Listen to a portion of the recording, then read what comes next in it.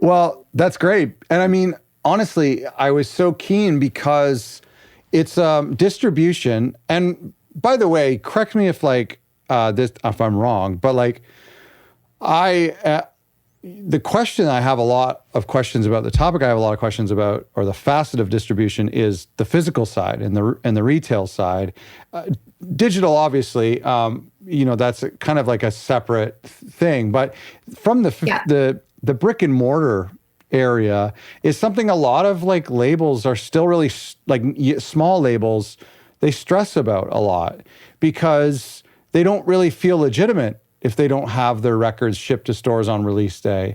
And even though a lot of us will think, okay, well, we'll get there eventually, and I'm going to ask you about all this when we dive in, but even though they think we're going to get there eventually, they're not sure of what that path looks like, or how do you know that you've got there, whatever that means. Does that make sense? Yes. Yeah, no, that definitely makes sense. And yeah, similarly, I mean, I think that's been the experience of a lot of labels we work with now. I mean, I have a lot of friends labels who are not with a distributor yet, at varying levels and sizes. And sort of being in the community that I am, and it sounds like you are as well, I think, there is such an emphasis on, vinyl or physical formats, and it does feel more legitimizing. And I do think it's important, and I do think that there are, of course there are paths, but and we can get into this more later, but there are a lot of things that you can do before, maybe you're at a scale or size to be with a full service distributor. There are things that you can do to sort of, start that process, definitely. That's awesome. And we're definitely going to dive into that. But first, let me ask you about, so we're talking about distribution. I know that Secretly does digital and physical. What is the terminology here? Are we talking, is it physical distribution? Is it retail distribution? What do you in the industry folk call it?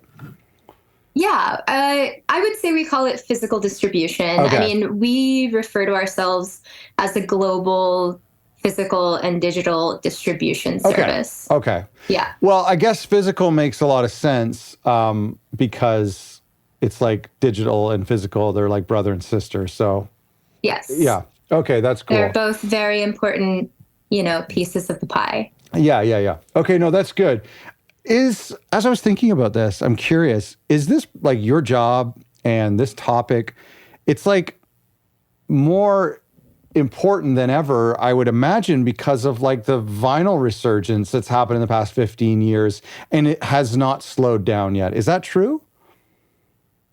Yes, absolutely. I mean, I think for us and our community, it's been interesting because physical and vinyl were never out of the picture. Yeah. Of course, the quantity is different, and the priority of that format is different. But physical distribution has always been an important part of our business specifically. And, I think that the independent music world generally, I know major labels that became, of course, less important for a period of time. But Secretly distribution was founded on the premise that the labels, Secretly Canadian, wanted physical distribution. That was, they were having trouble getting in with record stores. They were having trouble getting paid. And so that's kind of course, digital has come in and become a big, important part of our company and distribution generally. But yeah, the basis was definitely physical. And though it maybe the, percentage between the two has varied over time,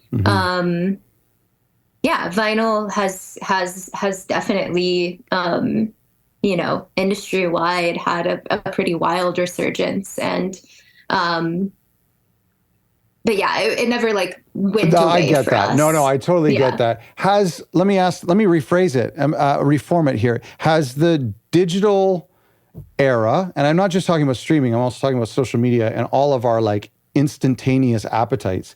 How does that like affect the demands and expectations of customers where it's like, you know, at 12:01 we can hear an entire album and now we like it and we want to go to the store and we want to pick it up, or Amazon, we want it to be available on Amazon same day shipping or next day shipping. So has everybody's demand for immediacy, has that trickled into retail?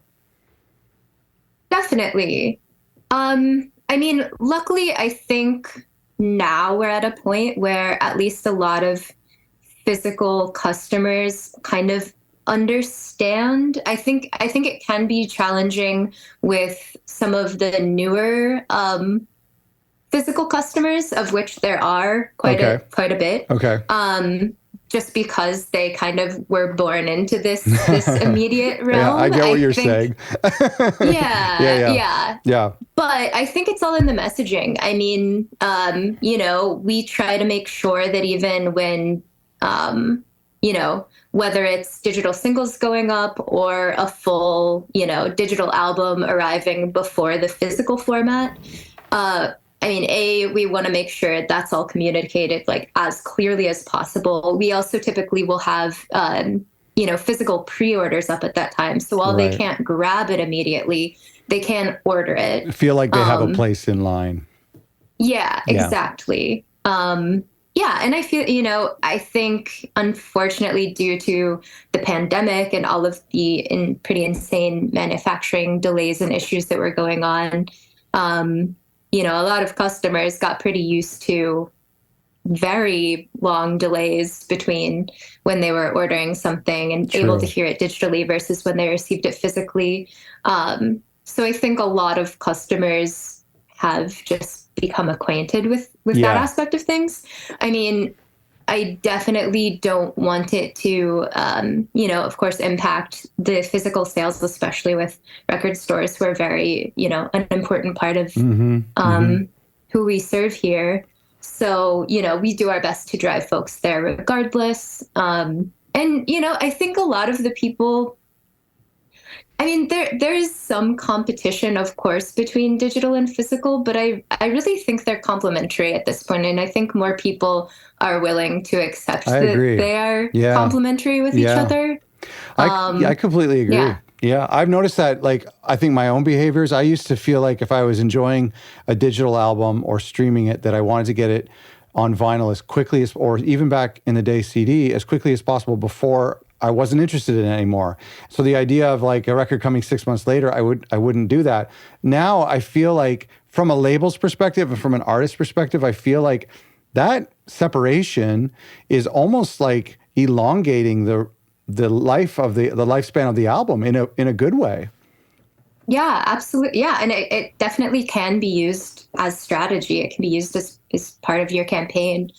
But yeah, I mean, I think myself, you know, just because I can listen to something online doesn't mean that I won't buy it physically.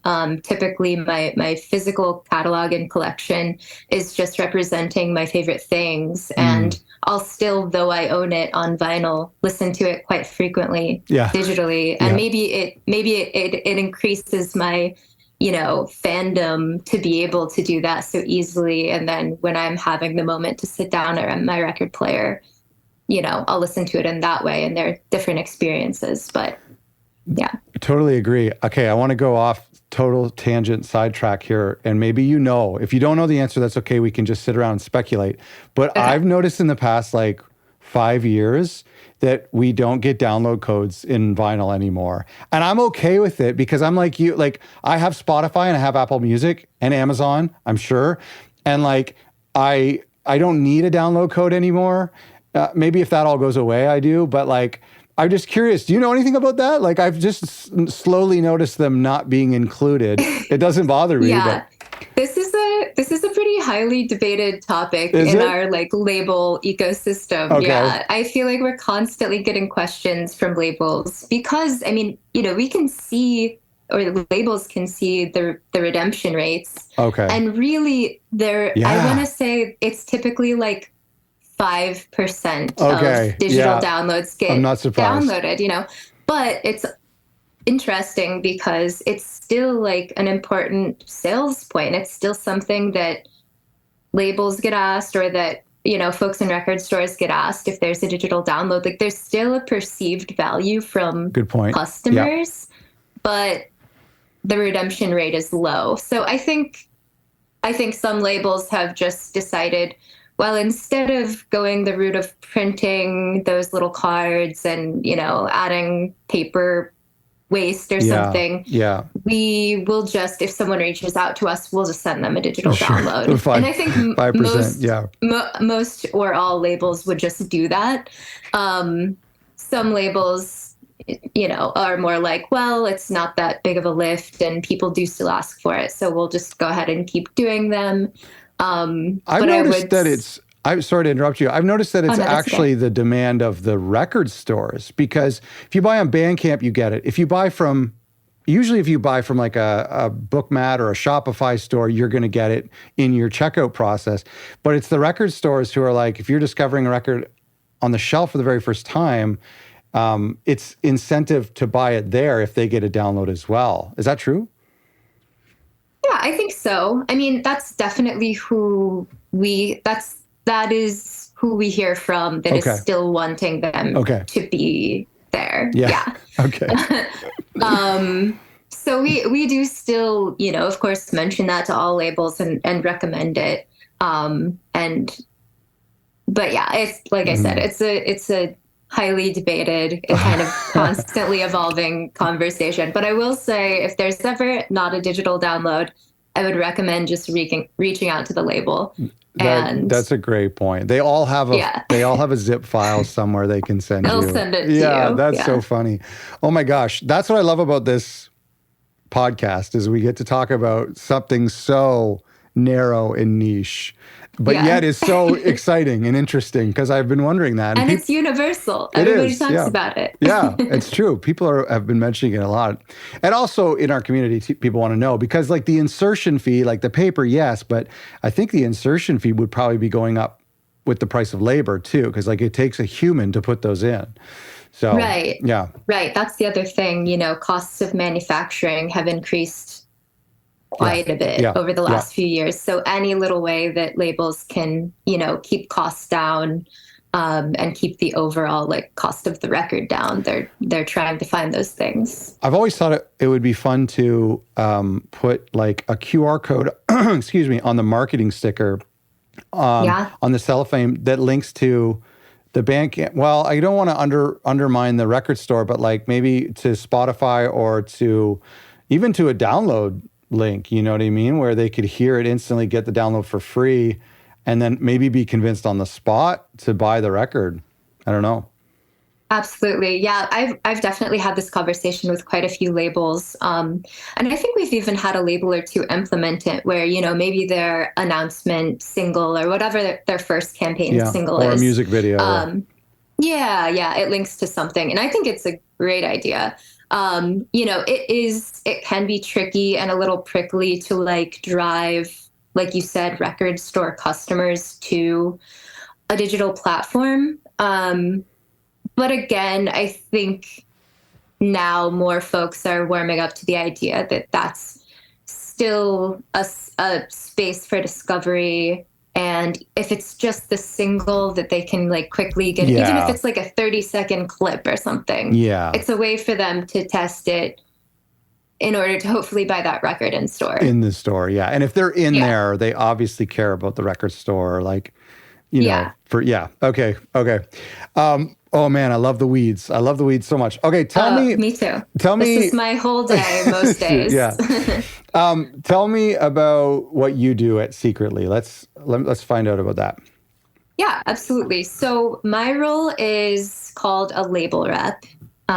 So I manage a portion of our label partners, and I'm their main point of contact at Secretly Distribution. Okay. So that role can be pretty broad. I wear a lot of hats, but, I'm overseeing the label's release schedules, taking regular calls with them to, just understand what their schedule is looking like so that I can report it back to our teams, make sure we're on schedule. I'll advise on strategy, marketing, it could be pricing, anything, troubleshoot issues, answer questions. My days can look pretty different depending on what's going on, but generally main point of contact, make sure our labels are feeling supported and that, our teams are across what they have going on. I'm going to ask you a personal question. Were you a record buyer growing up? Like, are you living on the other side of like, just to me, it sounds like, oh, that's cool. That's like the other side of what, as a customer, I would have been curious about. Definitely. Yeah. Yeah. So I did go to school for a music business degree. But my main kind of starting point was I worked in a record store. That was my first music job. Oh, cool. And I had maybe had a few records before that. I mean, I definitely collected CDs and things like that. I bought physical media for sure. But I think the large part of my record collection started when I was working at a store. And I started that in college and then went from the store to label side. And then ended up here at secretly at the distributor. So I think, that path starting at the record store definitely made sense. I've always kind of been on the sales and marketing and started in with physical. What kind of perspective do you have in your job now that you got from being, behind the desk at a retail store? Honestly, it is hugely influential.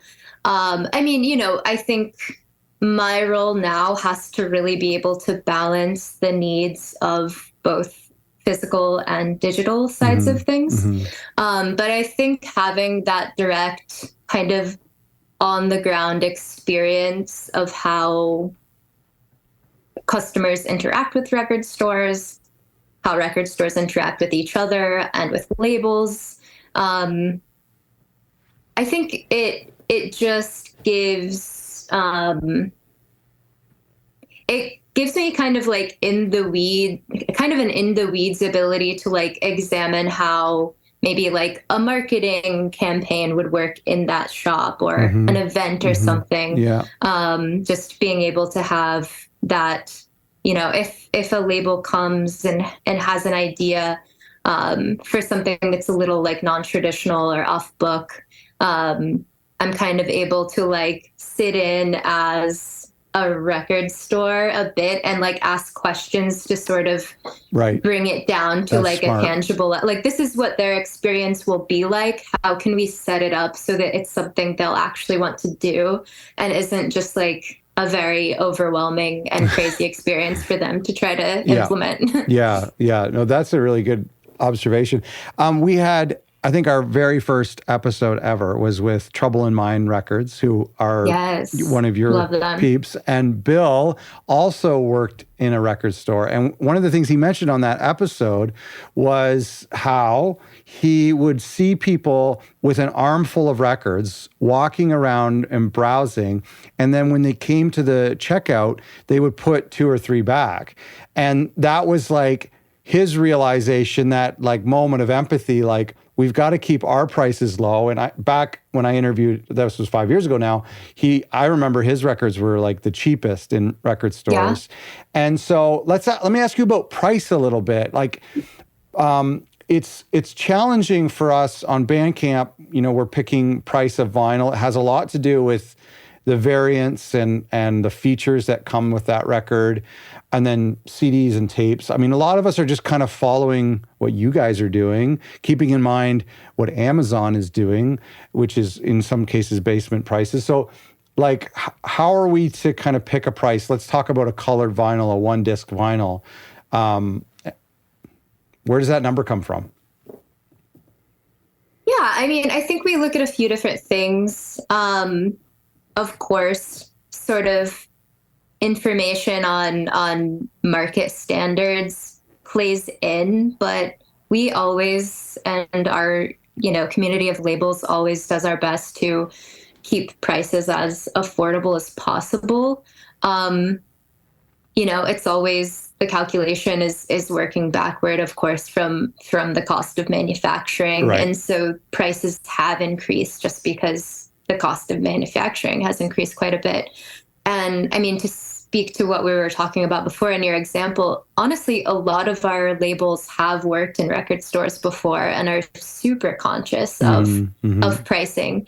I think, of course, because of, I don't know, it's about finding a balance. You want it to be affordable, but at the same time, you don't want to devalue music in general. Sure. Like just because someone can listen to it for free or very cheaply online doesn't mean it doesn't hold great value, especially when you've put a lot of care into the package and it is something really special.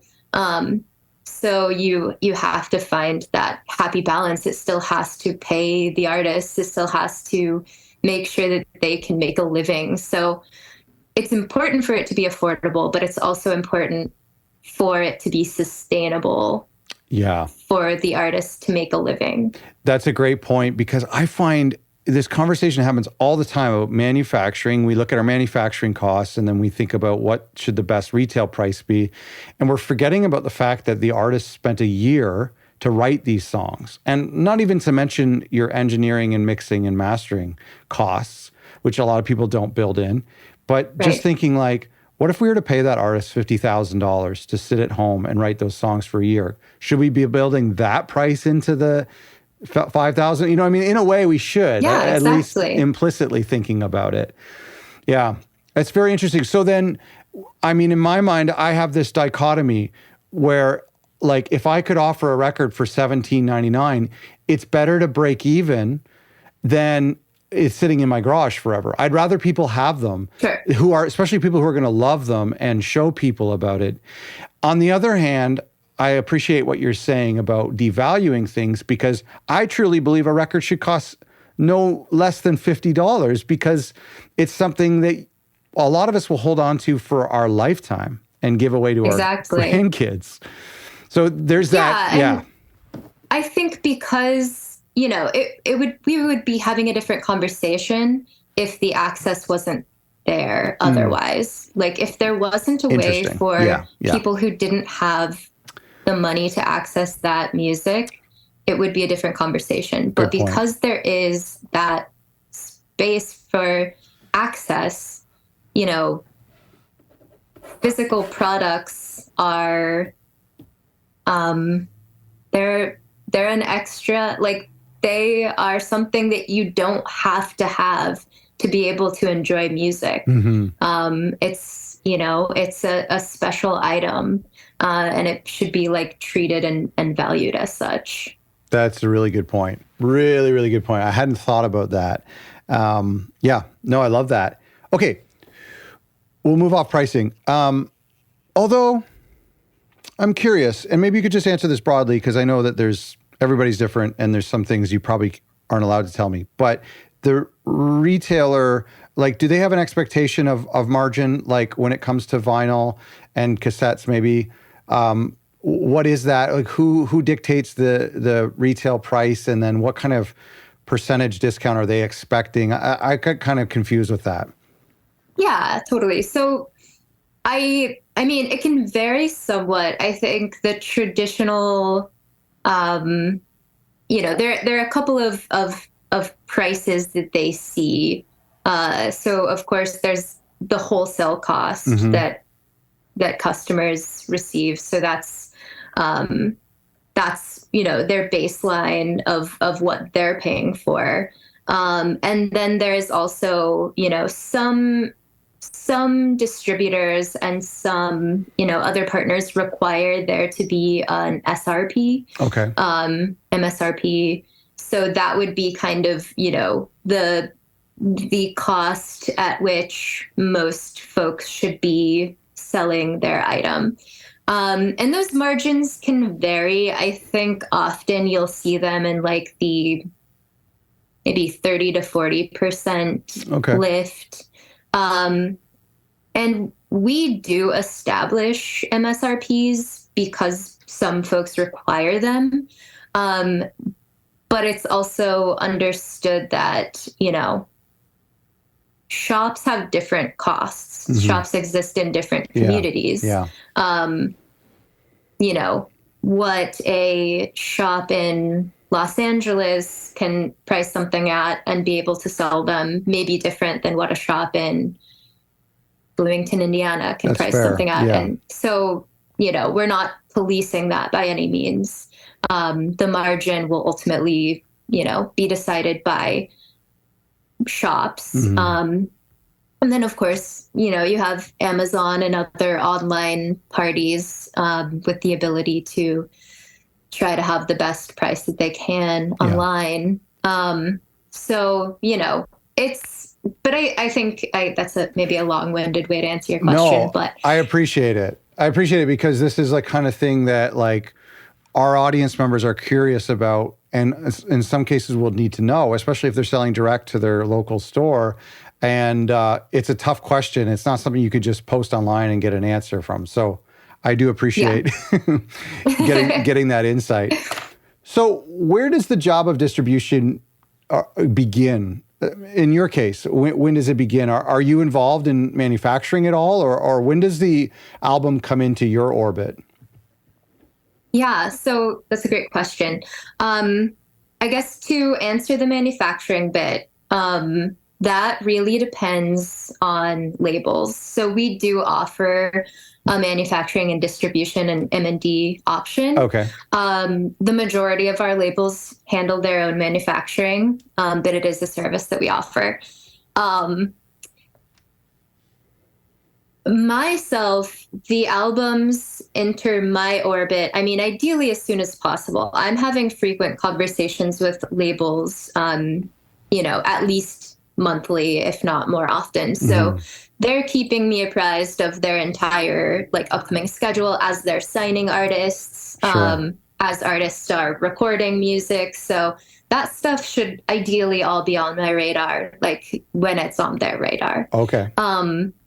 As far as when things, kind of get into motion, I mean, there are certain key points. I mean, before they go into manufacturing, there are, ways we interact with them. We will pitch for vinyl exclusive partners. So, that's a point in time prior to manufacturing where they would need to give us some information so that we can take it to other partners and see if, like a Vinyl Me Please or Rough Trade is interested in partnering on an exclusive variant. Sure. DSPs really want to, I mean, they ask for information really pretty early, many months out. Okay. I think already now they're hoping to know a little bit about Q1 of 2024. So those conversations are happening early. Wow. It is great for us to know 9 months to a year out. Yeah. And that schedule is tough. I mean, as you mentioned before, artists really don't want to sit on music. They want to make it and release it. And I totally understand that drive. But when you're talking about wanting a campaign that is global, that is physical and digital, and that's going to be successful, you really need some time to put your plan together and properly implement it. Couldn't agree more. So just to give our listeners some context, we're recording this in June. So you're talking about some people requesting information 6 to 7 months ahead of time. I mean, I think I've said this before, labels I feel like should know that. They really should have an idea, even if it's a blurry idea of what they have planned for this fall, for Christmas, for Q1 next year. It's a good practice to have. It is. And definitely, if you're working with your distributor partner, working with, some labels have press on retainer. They have a press partner that they work with, for all of their releases. So anyone that's going to be overseeing your whole schedule, it's really important for them to have that info alongside you. And that requires you to have the information and to be, pretty organized. So there would be then, so let's take like the far extreme would be maybe like a Phoebe record or a Bon Iver record, like where, and then of course there are people in our community who can drop something tomorrow if they want. For a full length record, you know, let's say with a medium sized team, what type of lead time would be ideal? I would say probably, I mean, ideal would be like we're having early conversations. We know a little bit about what's going on between 9 months to a year. It's okay if the details aren't in focus. Then, you know, obviously we don't have like a bio or press photos of those things, but like at least we know a timeline, a loose timeline. We know it's coming. We can start prepping, you know, our reps at certain DSPs. And, you know, we can just have it in our schedule to understand kind of the key points along the next few months that we need to hit to be able to, especially for, like a campaign for something that may get some significant marketing support. Those things get booked really far out. And if you want to, you know, if you want to look at any sort of, you know, funding or different programs. I mean, we have a lot of interesting programs with like retailers, something like an Amoeba What's in My Bag or those sorts of things, Rough Trades edit program. You know, those things can book out, especially if you're you know, releasing in a busy time period. So the earlier that we can start putting it on people's radars, the more likely you are to get access to those things. Well, so I imagine you know about a lot of great albums that are coming down the pipeline. So when we stop recording, you can tell me all the great albums I can look forward to. I'll reveal all of the secrets. Thank you. So you could just share your screen. Just show me the spreadsheet. Let me ask you, we were talking about download codes. We were talking about the what customers are getting used to. So you've worked in a retail store and you represent the labels and distribution. Have you noticed any sort of trends that people are interested in when it comes to color vinyl, when it comes to anything like what kind of packages should we be putting together? Maybe some interesting things on tapes or whatever. I'm just kind of curious. Are there things that us as labels don't need to waste our time on? Cellophane or stickers or download cards? Are there things that are more important? Yeah, definitely. I mean, you know, across the board, color vinyl has been definitely more valuable. I think when it's color vinyl versus black, typically color vinyl will sell first. Yeah. That seems to be what fans get excited about. It's also a little bit more like Instagrammable, for lack of a better word. It's like something that's a little bit more exciting to share in social media and marketing. That said, I think, you know, there was definitely a heyday for like so many variants and so many colors, and there is a bit of fatigue there. I think it's been overwhelming, and now that most releases have a color variant, I think it's still important. But if you're at a point where, you know, you have a small pressing, you're only doing like 300 or 500 records, the cost of color versus black is substantial, and you don't want to do both. You know, it's not like only doing black vinyl is a deal breaker. If they're going to buy that record, usually the color is not going to stop them. Color versus black will not stop them from buying it. Sure. But if they have the option, they'll likely go with the color. Yeah. I mean, I think the one point that I really drive home is how crucial the marketing sticker is, especially for in-store sales in a record store. Okay. I would not sleep on that. Elaborate. I think just making sure that on your packaging is a sticker that, I mean, Definitely if your artist or album title aren't featured clearly Hmm. on the record itself, make sure that's there, of course. But yeah, including information that would interest someone who isn't familiar with the artist, like include recommended if you likes, Right. band, if you like these bands, you'll like this record. Um, that's definitely something that I picked up from working in a record store, from being a collector myself. When I'm looking for something new, I'm looking for marketing stickers. I want a brief description of what this is. It can even be like super cheeky and weird. We have a label numero that writes the most insane Sure. little blurbs, but they're funny and Yeah. they draw people in and it works, whether it gives you actual information about what it sounds like or not.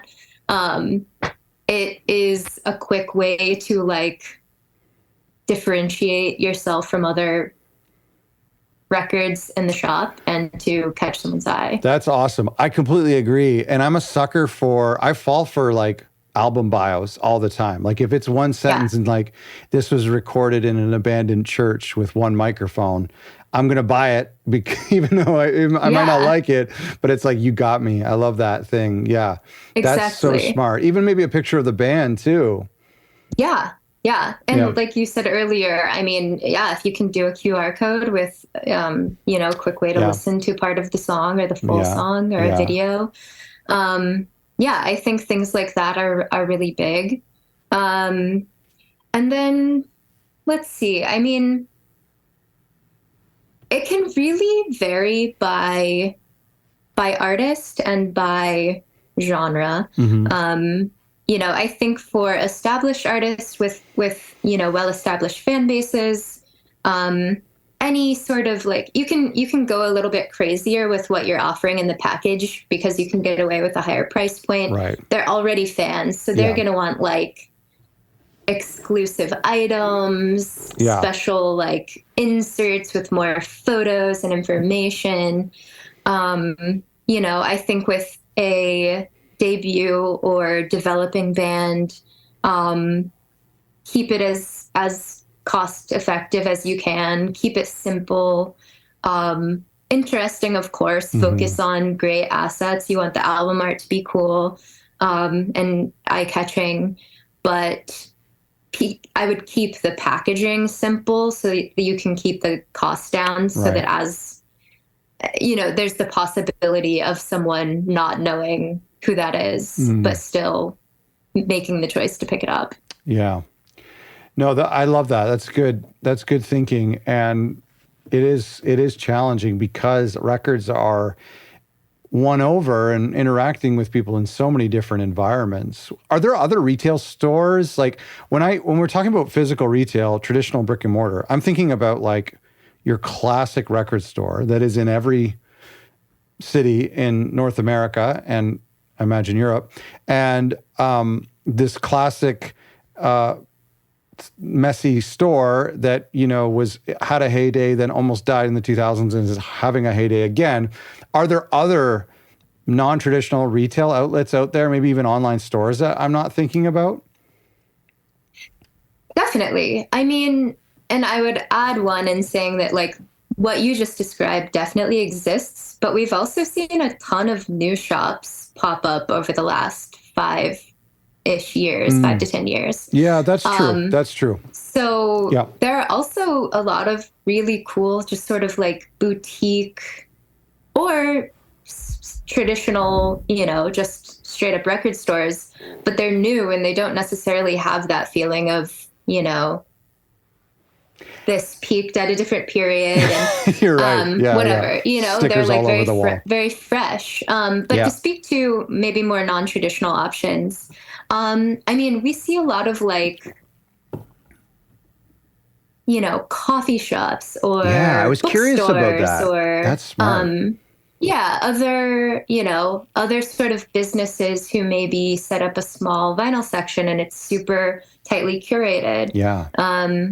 We've seen shops pop up that are like they're new, but they are intentionally doing both of those things together. Bars that start having a Wow. vinyl section.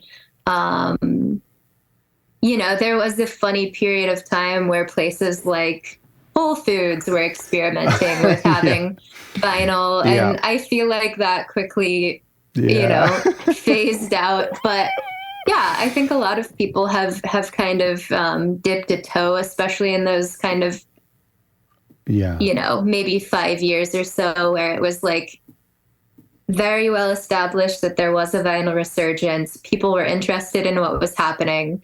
But I think some of those more non traditional folks realized like it is an expensive loss leader to bring in to the store. Yeah. Maybe that doesn't make sense. But there are a lot of really cute, well curated, like boutique stores, coffee shops, bars, things like that, like cultural spaces that make sense to also carry music. I love that. And I mean, back in the day, whenever I would visit America, I would always go to Barnes and Noble, and I loved having like they had a great record section. I'm sure they don't Yeah, anymore. I don't know, maybe they do. But like they had a great music section and a coffee and books and chairs, and I would love to see more of that like on a small scale in little towns and stuff. That's pretty cool. definitely. Yeah. Yeah. There's a nice spot in Indianapolis that's about an hour from here. And they have a really nice setup where it's like they have a small like bar. It's just like one, you know, counter space with a few chairs.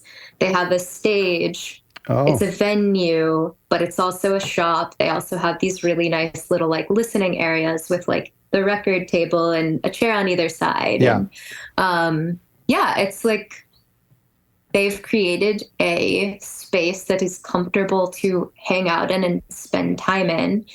Um, and I think that's a really important part of you know what a successful space could look like. totally. I apologize because I actually, when I was talking about the traditional quote unquote record store, I forgot like what you had mentioned. There's two record stores in two cities a few hours from me that I visited in the past 6 months, and they have incredible branding. They're brand new in the past 2 years, and great social media presence, and they only sell new records. And it's very neat Yeah, and tidy in there, and it's all brand new records.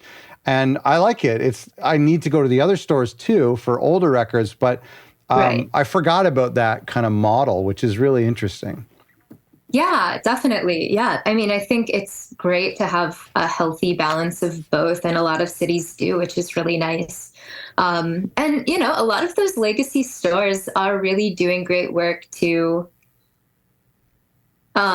modernize, you know, Mm, a sort of happy byproduct of the unfortunate situation in the pandemic where a lot of shops had to shut down physically for a while is that a lot of shops, you know, created digital web stores, which yeah, they didn't have yeah, before. And that's become a huge revenue source for them that allows them to work on their physical space. totally. And they can also like try out more, they can be more curious and creative with their what they're bringing in online.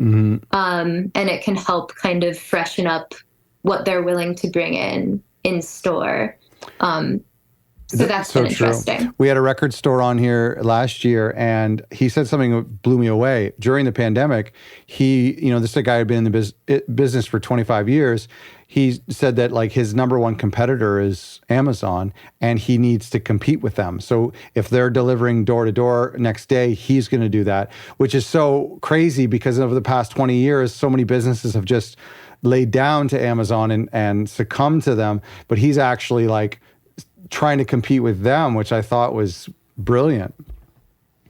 Yeah, yeah. And I mean, I think a lot of stores have done really interesting things to sort of differentiate themselves. And I mean, I know that Amazon is a competitor. At the same time, I think we are in a space now where a lot of stores are feeling that compulsion a little bit less, and again, like realizing their value to the community and sort of Mm, being okay with talking about that. And, we work with one store that I can think of in particular who has this like sign on their counter that kind of explains like, we can't price match. Our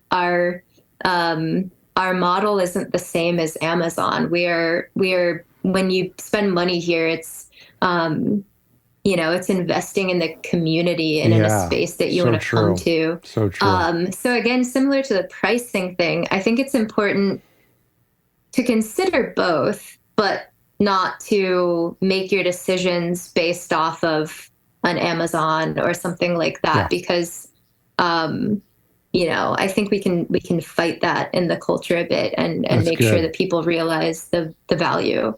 Yeah, 100% agree. Let me ask you real quick about the perspective of our community members who are, most of us are not at the size of Secretly, and most of us are maybe not even ready yet to approach someone like Secretly when it comes to distribution. And so this is a big question I get a lot. Like, when are we ready? How do you know? Is there a threshold? How do you know if you're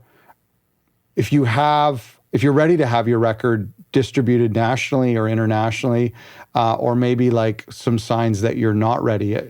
Can you speak to that a little bit?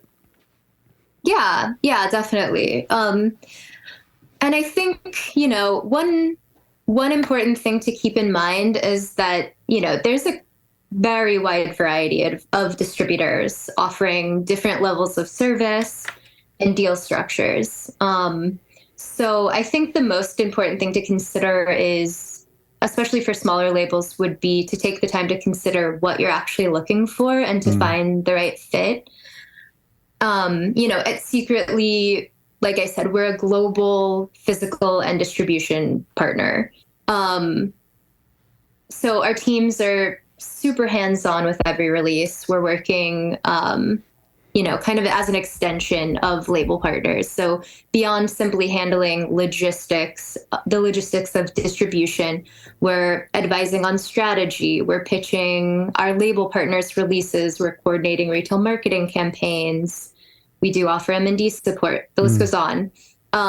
Not all distributors operate like this. There are lighter touch options. There are digital only options. There are even kind of more casual, like non-exclusive paths that you can go. So, if you're just looking to get your music out into the world and really just looking for a pipeline, you may be more interested in a digital deal. Maybe you're just looking at like TuneCore or CD Baby. Those companies are more likely to charge an upfront fee or per release, which may be, a pay structure that's more attainable for labels early on. Whereas, at Secretly Distribution, it's more of an advanced option. We have invested in global teams and warehousing and global distribution technology. So that level of service does require a certain scale. And so, to make the economics of it work, I think, of course, that's a big aspect of things when labels have to consider what they're doing is my revenue as a label at a point that, it would make sense for like a full service distribution partner to work with me. Yeah. So, that's a key point. But I think there are, as we said, there are options in between, and there's a lot of work you can do to get there. And there isn't like one hard and fast number or like revenue that would make it make sense. That would depend on kind of who you're looking to work with. But I think in the meantime, first of all, again, there's a lot of work that the label should do.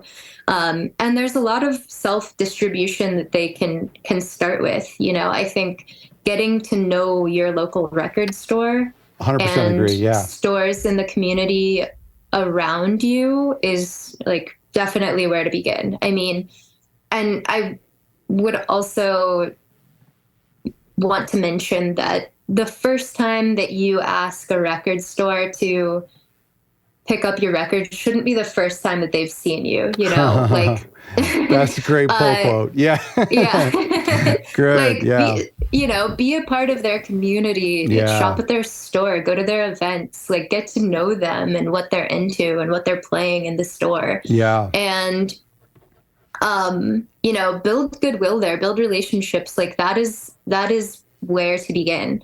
And if there's not if maybe you have a more like niche genre and the stores in your area don't seem to be, necessarily interested in that specifically. I mean, it's never been easier to find information online about other record stores and other communities. Mm-hmm. I follow like hundreds of record stores on social media.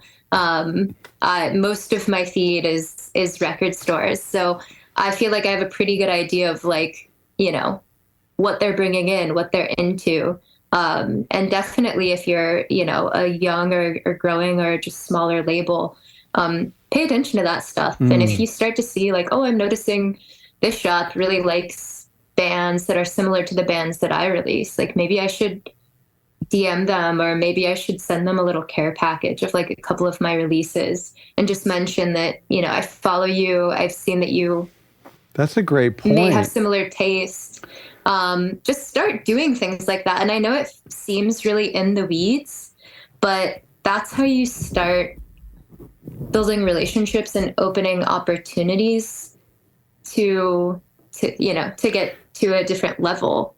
Wow, that's really good. So it almost seems like you could, especially if you're in, like you mentioned, if you're in this micro genre, if you have a distinct subgenre, that you have your Bandcamp and you have your local record store or local to the band that you represent, and then maybe starting to do the research on your own, as you do with public press and curators, but finding those European stores, those Japanese stores that love your music, and being your own distributor for a little while.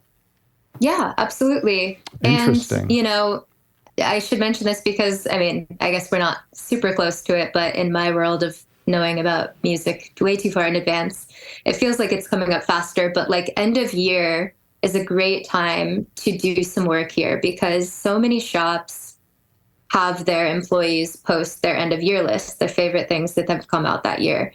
And that's available publicly. So take some time, look at those lists, see what employees at what stores are into what you're into, and start so smart making those connections. Yes. And that starts to build something. This is exactly what we would tell people, what a publicist would tell people about how to build a relationship with a writer or a curator or someone. And that's the exact same. I love what you said. I mean, just that idea of like researching, going into the record store with nothing in your hand to sell, quite the opposite, to buy something. Right. That's genius. I love that.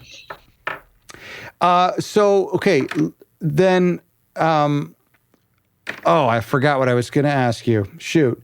Well, that's kind of good to know because I was going to ask you like what to do in the in-between time, but that's good to know that there is something that we can do in that little in-between period. I remember, and this is what I was going to ask you, I remember in the olden days that the concept of physical distribution was if your band is on tour. So the only reason I should have a record in a city 250 miles away is if they're playing through that town. Is that true? And let me tack on another question into that question as well. Would that be true in any sense if I notice my Spotify numbers for an artist have a ton in Montreal, for example? Yeah, so that's a great question. I think it is very important if the work is not done with getting a record in a store. I think before that happens, you want to make sure that there is an audience who would potentially buy that record. Mm-hmm. I think, what I was talking about before of like pinpointing maybe tastemakers who are interested, that's kind of a different thing because there is an aspect, of course, of the record store where they are tastemakers. And if they really like something, they'll recommend it. But if something is just sitting in their shop, in the shelves, they don't know about it, there isn't an audience for it in town yet, you've never played that town, it's not really beneficial to necessarily have that. The likelihood of discovery, it is there, but it's low.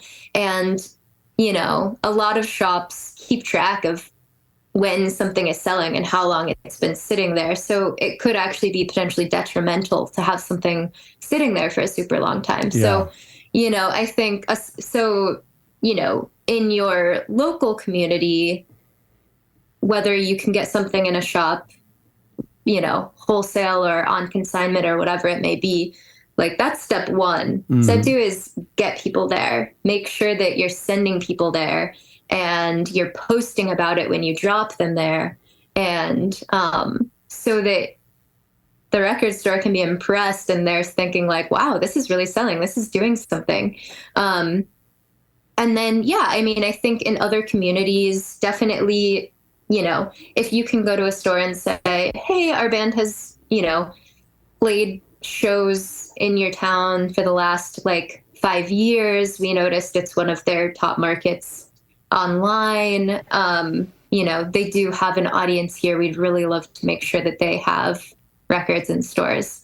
As long as you can come to them with, you know, something to indicate, like they're selling out a venue in your town, or they're typically selling like 50 tickets or whatever that may be. Like, if you're able to make a compelling case for it and show them that somebody's there who wants this, and if they have it, it'll go. You know, half of the label's job is to be a marketing company too. So you've got to make sure that you're driving that, you're building that excitement and putting people there. It's funny how every episode we do ends with, this is hard work. You've got to put in the work. Every facet requires homework and effort. It is. Yeah. And I know, especially for small labels, I mean, it's a full-time job on top of often having a full-time job. So yeah, thinking about putting in all of that really like labor-intensive work is tough. But if that's what you're trying to pursue, and you know, also with the idea of potentially getting to a level of distributing globally, you know, that is the type of like early sort of like organic world building that you can do to get to that level, because that is something that, you know, of course, the most important thing when someone is considering distributing your label will be the music. That will be, I mean, I guess I shouldn't say that. At least for our company, it is music first. That will be the first thing that we look at, that we listen to. We want to make sure that it's something that's interesting to us. But the ability to create campaigns, the ability to, take that great piece of art and take it to market, you know, we would want to see examples of that happening on a smaller scale, and what that can look like, and what a partnership with us, how we could amplify that. That's great. Yeah. I mean, it's very similar to when an artist is ready to sign to a label or a major label or a major indie. It's usually not day one. Yeah. Abby, thank you so much for this. This has been so helpful. There's so many little details. It's so fun to get a peek behind the curtain. So thanks for doing this. Thank you. I really appreciate it. And yeah, I mean, I feel like we could go on for hours. Yeah, we totally could. It was really fun.